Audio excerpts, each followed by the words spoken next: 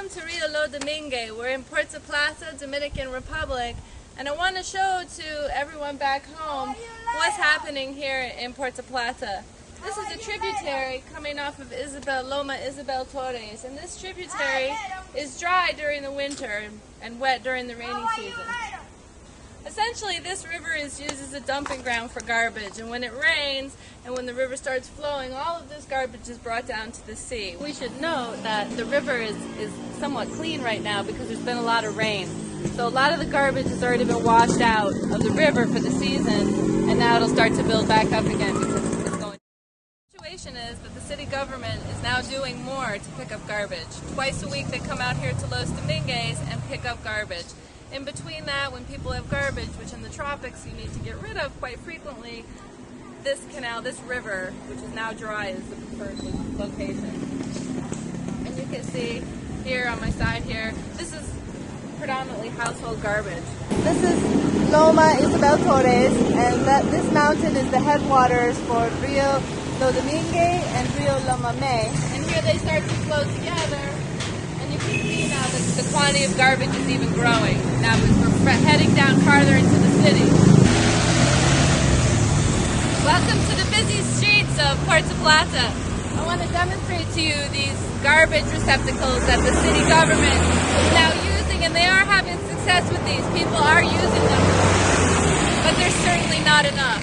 And as you look here, the river is starting to grow. It's getting larger, and we're going to follow it. We're going to take you all the way down to where it meets the bay and the ocean.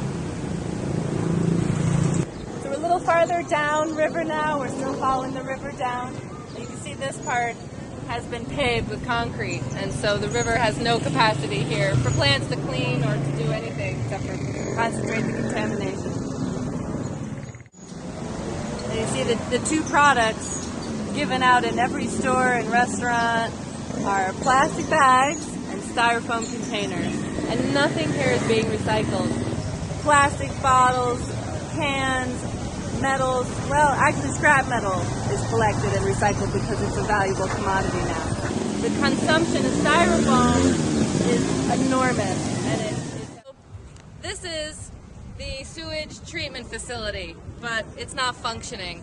This sewage treatment facility has not been functioning for a long time, and that there is no other treatment plant here in the city, and that all of the sewage is running off into the rivers, into the ocean untreated.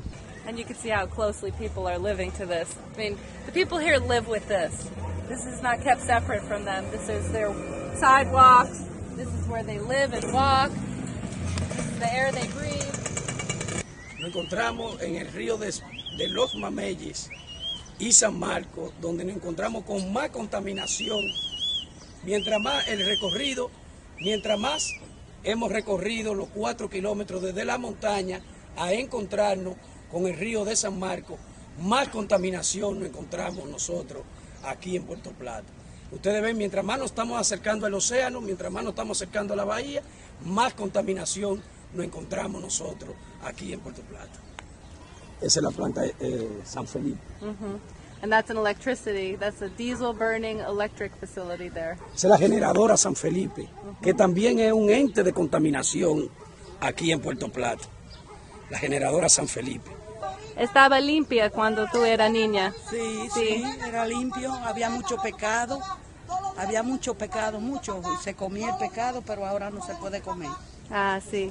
Y la gente tiene enfermedades del río. Hay gripe y problemas cuando tú tocas. Ay, sí, mucha gripe le da a la gente. Ajá. Sí. Y mucho mosquito. Usted ve, de noche, de tarde, no hay quien esté aquí parado. Es un enjambre picándole a uno. Y esos mosquitos tienen enfermedad, porque eso es un microbio, esa hierba. Sí. So we have reached the delta of the river, where the river bends. It's entering the Bay of Puerto Plata, which is an active shipping port. We have 4 diesel electricity generators here.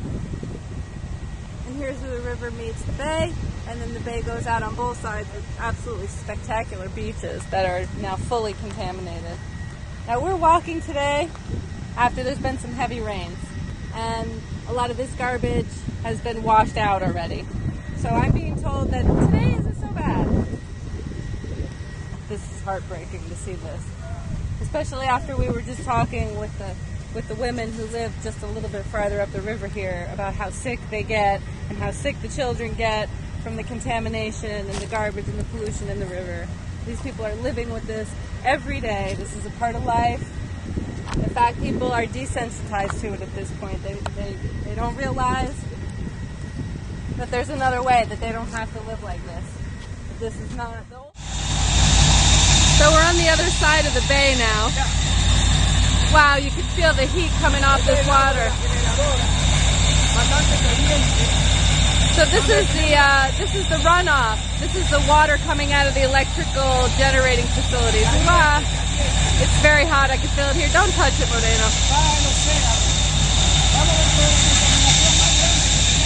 He's saying this facility really puts a lot of contamination in the air here. This is just the other side of the bay. We just came from directly straight across there. And you can see this runoff is just going directly into the bay. Va directamente al océano. Del océano se van extinguiendo las especies. Yo cuando era niño venía a pescar bastante aquí, mucho pescado, pero lamentablemente ya con esa contaminación de esa generadora, ya nosotros no tenemos paz ni felicidad para lo que es la especie marina, todos extinguidos aquí en el océano. La contaminación del río, del recorrido que tenemos de 4 kilómetros desde Los Domínguez hacia el río San Marcos, encontrándose en la boca de la bahía, donde pueden ver toda esa contaminación que nosotros estamos viendo en esas visuales. Nosotros lamentablemente nos sentimos que estamos traicionados por las autoridades, no hay voluntad del gobierno, no hay voluntad de los técnicos, de los científicos del medio ambiente de nuestro país, porque verdaderamente ahí sí hay mucho trabajo que trabajar a favor de lo que es el medio ambiente. No mirar solamente la cara del turismo, como la presentamos, que la presentamos muy bellas, que vengan nuestros turistas a consumir, pero lamentablemente cuando se encuentran con ese cuadro, es un cuadro lamentablemente muy entristecido, muy triste para los turistas, para las personas que nos visitan aquí en Puerto Plata.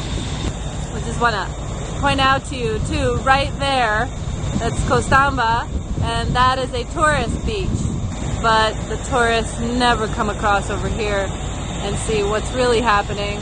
And straight ahead where I'm showing you right now in the distance is where the river San Marco, where we were earlier, where it ends into the bay, and you can see how close it is to that tourism beach. So this is the Malecón of Puerto Plata. It's a beautiful place to be, but unfortunately it's highly contaminated. You see how gorgeous it is with the beach on one side. Nice place to walk. We have many cars and motorcycles without catalytic converters, so the air pollution is quite high here. We're looking at one more river that originates at Isabel Torres. It's Canal Cambelan. And you see it passing under the Malecón here, which is a beautiful tourist destination. And look at the condition of the water here. It's just horrible. The smell is really bad. It's very hard for us to be this close to it. But every day, this is happening. This garbage is washing out through here, as well as the biocontaminants and other contaminants, inorganic and organic. So this is my favorite beach here. And every time I come, I try to ignore all this garbage on the beach. All the plastic shreds and the flip-flops and the condoms. This beach is usually full of children. They're in school right now. But look, and the children have become completely accustomed to this. To them, it's just part of life. And look at what a beautiful beach this is. What a beautiful place this is. This is Long Bechito, and it's just a few hundred meters past the last contaminated area that we showed. And this beach, there's a group of restaurant owners and hotels that work together with the government to clean this beach regularly. And so the garbage does not collect here. There's still quite a bit everywhere you look. but this beach gets cleaned up. A lot of tourists come to this beach, as well as Dominicans enjoy this beach quite a bit, but the contamination is still highly present. We're only a few hundred meters past the other tributaries and rivers that we saw coming into the ocean.